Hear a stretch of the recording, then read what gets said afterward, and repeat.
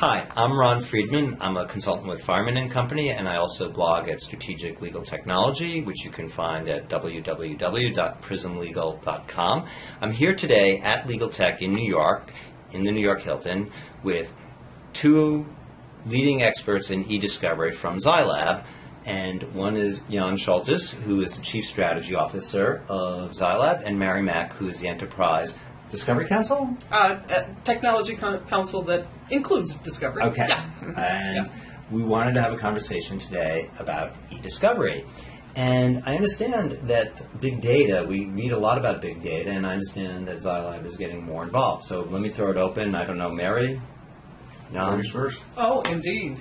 So with big data comes big responsibility. What we're seeing now is an emerging, what I'll call an emerging trend, where organizations are now appointing a chief data officer, and that's somebody that's responsible for the integrity of the data and the information governance process.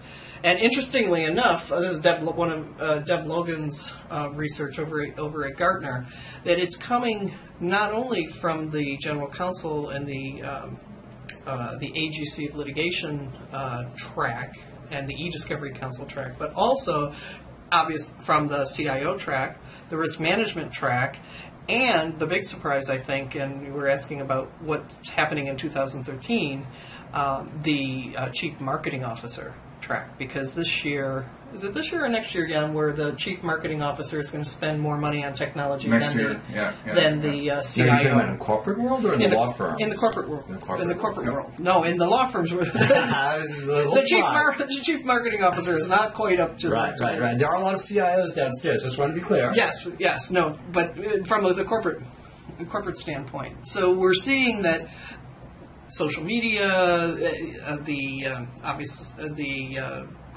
emails, the spreadsheets, the Word docs, and then the databases. And SharePoint. SharePoint. Oh, yeah.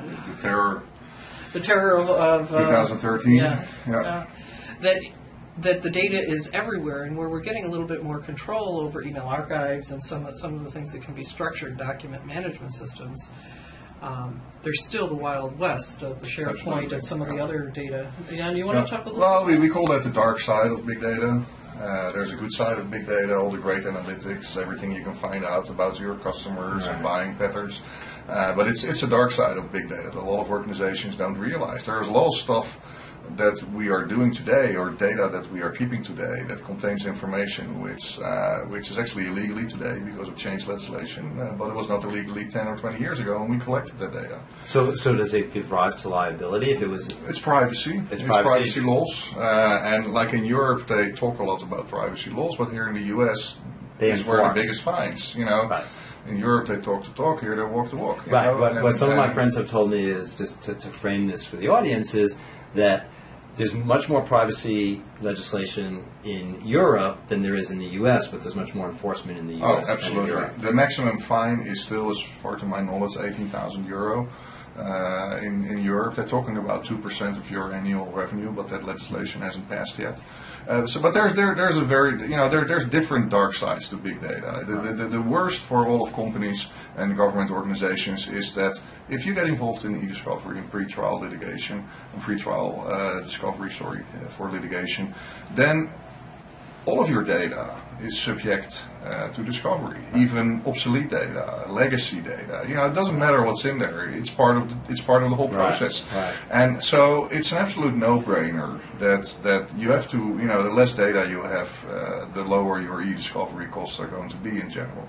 Now, second, because of all the changing rules and legislation, there's issues, and this kind of changes a little bit between Europe and the U.S., but there's a lot of concern about bribery. FCPA. There's a lot of concern about privacy. There's a lot of concern about data security, files that are wrongly stored, providing people access that shouldn't have access, and therefore you're vulnerable to intellectual property theft, or privacy data can get out on the street and you get huge fines.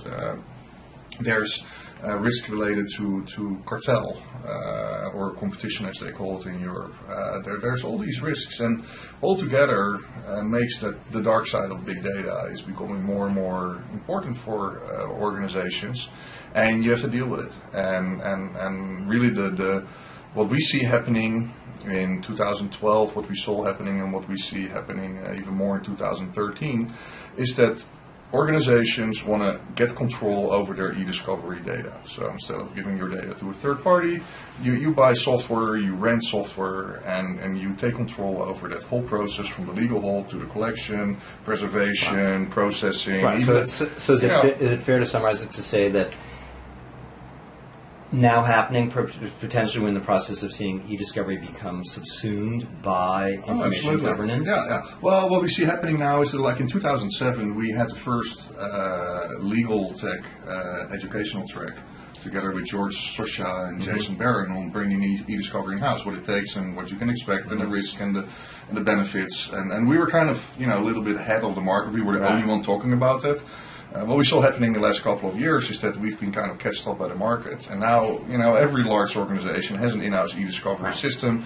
They provide their lawyers and forensic accountants access to those systems, but they keep control of their data. And what is, of course, very logical, if you have bought such a system, if you have deployed it, if you've trained your employees, you spent the money, there's really no excuse not to think about the next step. And the next step, the first thing that we see people doing is defensible disposition, legacy data cleanup. Check your files if all the files are properly stored, their access policies are properly enforced, everything's done being properly. Mm-hmm. And then after that, you can start what we see, and we've seen some interesting job titles. A job title to the first application that we saw recently was like a vice president of legacy systems. So this is a company, and they have somebody whose prime responsibility is legacy systems. Although it seems like that should be a short-lived job. They shouldn't be legacy. But I'm just no. There's always this is a company that what we see is that there's even if you have your data well organized.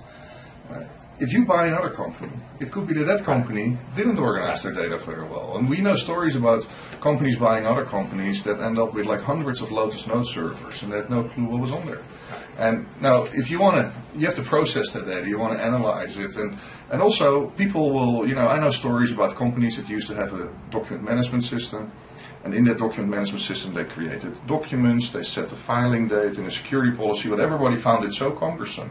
So they started creating their documents and stored them in SharePoint or on the file system. And what happens? Or in the hard drive, which is worse because it may not be backed up. Or at home, or Google Docs, or Enterprise, or Dropbox. And now these guys have like 40 terabytes of data, And they cannot even enforce a retention policy because they don't know what's in there. So people will always continue to create this unstructured data. Right. And does ZyLAB, so I know a lot about the market at large. So does ZyLAB have a set of tools? We have you can deploy exactly the same software that we sell for in-house e-discovery and that our clients buy. Also for defensible disposition or for legacy data cleanup or for privacy. You could use. And that's the next step, because what we see is that typically IT, and the legal department, they have different interests. IT is concerned about data volumes, duplicates. Right. IT security policies, access policies. So that's really what they want to know. If you talk to the legal folks, they are more interested in risks. And often when you talk to them, if they do have a policy with all kind of rules and regulations to prevent risk or to make sure that there's not too much risk, then they at a certain moment need to start auditing it. And this is the second interesting job title that I saw recently. It was called Vice President of Data Risk. And this was an individual who was only responsible for analyzing data risk. And then, I asked him, what's your biggest concern? He said, well, in Europe, it's competition. And privacy. In the US, it's bribery. You say competition, meaning cartel.